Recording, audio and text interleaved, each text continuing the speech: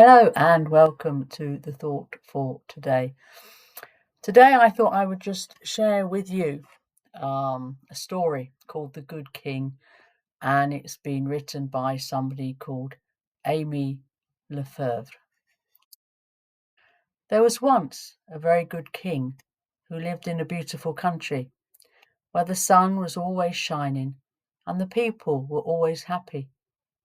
There was a river that ran around his country, and on the other side of it, there was a country that was completely different.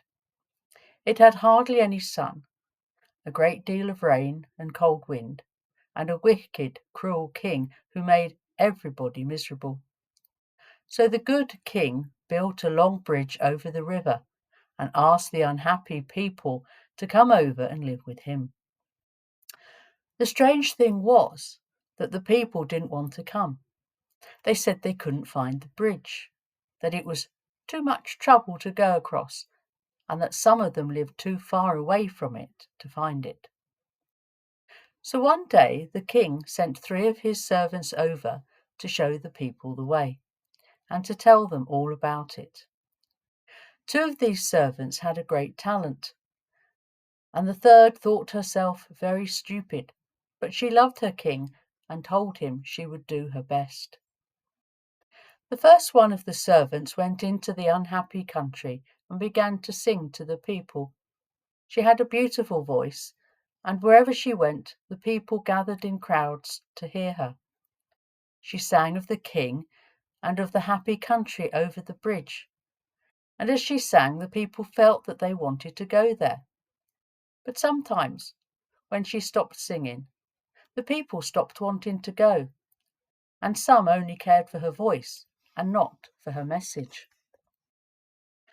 The second servant reached even more people than the first, because she wrote her message, and she had a wonderful pen.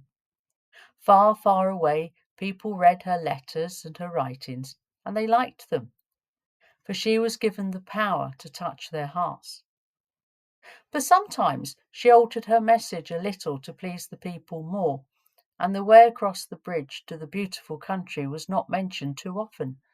Sometimes it was nearly hidden altogether, and the people thought that they could make their own country as nice as the other one, without troubling to go across the bridge. But she wrote on, and the singer sang on, and both were trying to obey their king. And the little stupid servant? Ah, the third servant.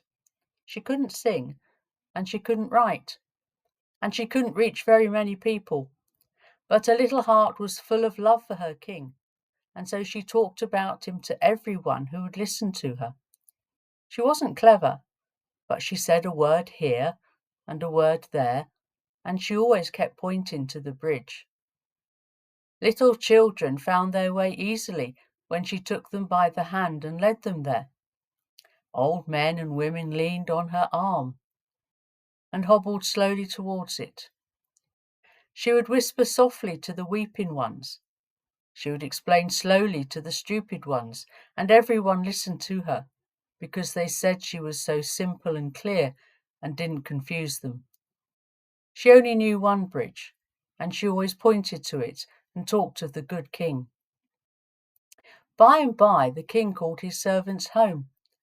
When they came back, he called together all those to whom the servants had shown the way. The singer was met by a small number of people, who told her that they found the bridge by her singing.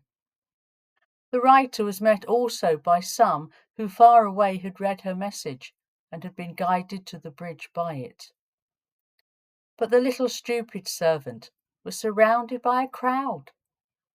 Her halting words had brought more over to the beautiful country than the wonderful messages of the clever ones. And the king smiled upon her and said, "The singer has done well, and so has the writer, but the little speaker has done the best of all." I hope you enjoyed that. Until the next time, goodbye.